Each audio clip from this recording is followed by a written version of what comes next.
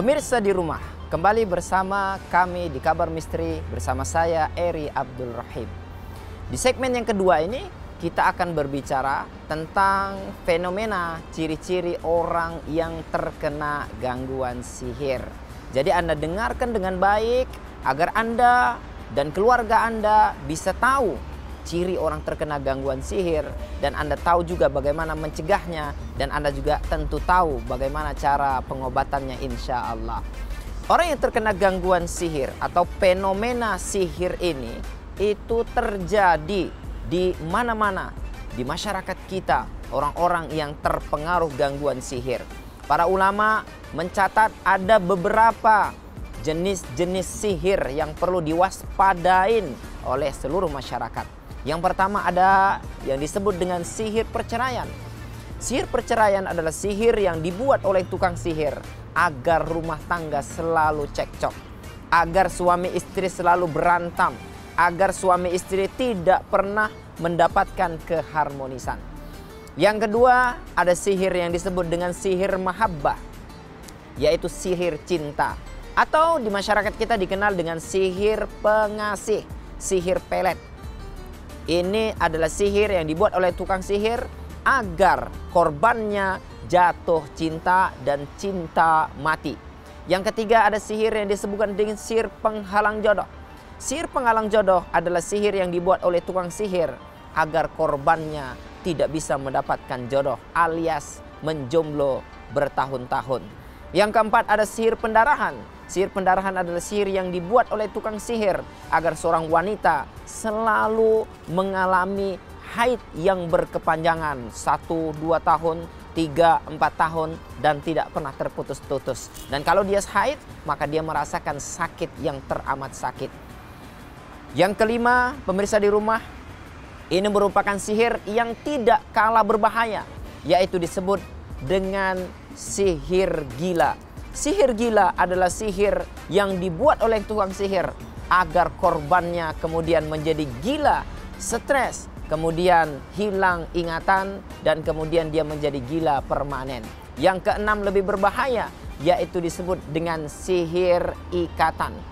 Sihir ikatan adalah sihir yang dibuat oleh tukang sihir agar korbannya tidak bisa melakukan hubungan badan dengan pasangan. Bisa suami tidak mampu untuk memberikan nafkah batin kepada istrinya, atau istri yang kemudian ketika melakukan hubungan badan dia akan merasakan sakit yang teramat sakit sehingga dia tidak mau dan trauma dalam melayani suaminya. Jika ini terjadi, maka Anda salah satu korban sihir.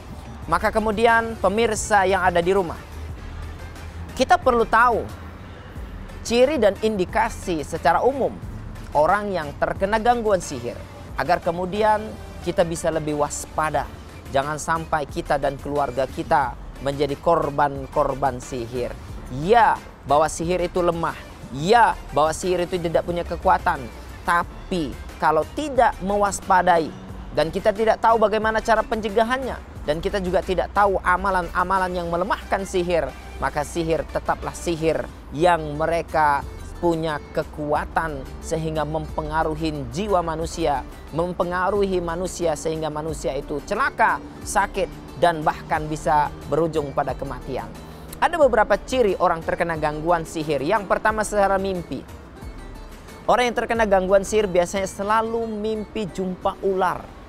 Maka hati-hati kalau Anda selalu mimpi jumpa ular. Ingat, sekali lagi saya sampaikan bahwa mimpi yang menunjukkan itu mimpi sihir bukan hanya 1-2 kali. Kalau Anda mimpi hanya 1-2 kali, maka itu bisa jadi bunga mimpi. Tapi kalau Anda mimpi yang berterusan, berulang-ulang, maka itu menunjukkan Anda terkena gangguan sihir. Mimpi jumpa ular, mimpi dikejar-kejar ular, apalagi Anda mimpi sudah digigit sama ular, maka itu menunjukkan mimpi tersebut menunjukkan Anda terkena gangguan sihir. Berikutnya yang kedua adalah mimpi bertemu dengan binatang buas. Bisa dikejar anjing hitam, serigala hitam, beruang hitam, atau buaya hitam yang kemudian menerkam Anda, menggigit Anda di saat Anda tidur. Atau kemudian bisa jadi mimpinya adalah mimpi-mimpi yang berhubungan dengan kuburan. Anda tersesat di kuburan, Anda kemudian terjebak di kuburan, Anda kemudian di kuburan dan kemudian apa yang ada di isi kuburan dan bangkit kemudian mengejar Anda. Semua hal-hal yang berhubungan dengan kuburan ketika Anda mimpi, maka itu menunjukkan Anda terkena gangguan sihir. Pemirsa yang ada di rumah, berikutnya Anda juga bisa melihat ciri kalau Anda terkena gangguan sihir dari fisik Anda. Orang yang terkena gangguan sihir biasanya dia selalu merasakan sakit di kepala. Sakit kepala ini bukan sakit kepala biasa. Sakit kepala yang teramat sakit, yang kemudian kalau Anda minumkan obat, maka obat-obat kedokteran, obat-obat apotik tidak akan bisa menghilangkan sakit yang ada di kepala Anda. Anda selalu merasakan sesak di dada, khususnya kalau menjelang malam. Jadi biasanya dia akan datang setelah asar sampai di pertengahan malam. Dan sesak yang ada di dada Anda itu bukan sesak biasa, alias ketika Anda minum obat pun, maka obat tidak akan meredakan sesak yang ada di dada Anda. Anda yang selalu merasakan sakit perut, nyeri seperti asam lambung, tapi kalau Anda minumkan obat lambung tidak bisa menyembuhkan penyakit yang ada di perut Anda. Jika ini terjadi di fisik Anda, maka itu menunjukkan Anda terkena gangguan sihir.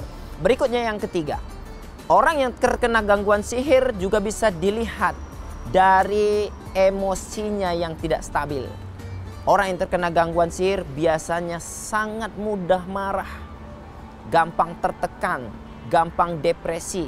Kalau ada masalah, maka dia bukan menghadapi masalah tersebut, maka dia akan cenderung lari dari masalah. Bahkan dia akan mengambil sebuah inisiatif untuk mengakhiri masalah dengan mengakhiri hayatnya. Kalau ada orang yang kemudian berhadapan dengan masalah, kemudian dia putus asa dan mengakhiri nyawanya, maka bisa jadi dia terpengaruh gangguan-gangguan sihir. Jika ini semua terjadi pada Anda atau keluarga Anda, maka itu menunjukkan Anda terkena gangguan sihir. Anda harus melakukan terapi Al-Quran.